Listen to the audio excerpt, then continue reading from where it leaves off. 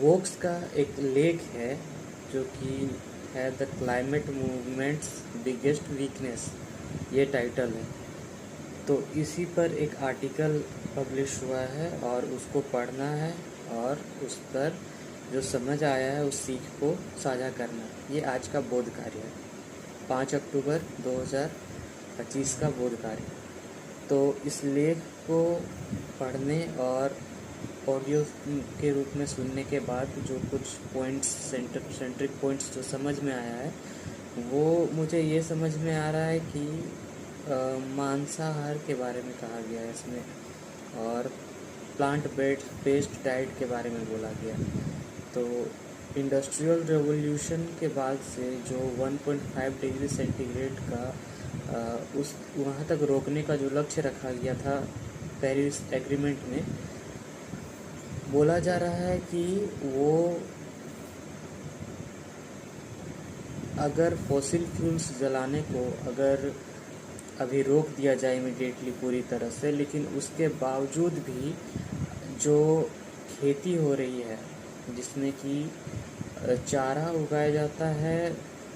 खिलाने के लिए पशुओं को भी, तो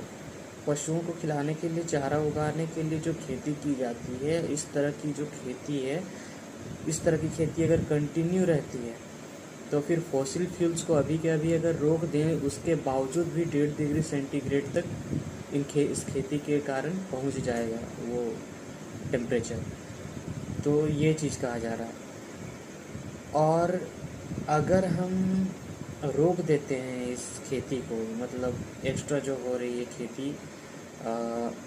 पशुओं को खिलाने के लिए ताकि उसका मांसाहार में यूज़ किया जा सके, इसको अगर अभी हम रोक देते हैं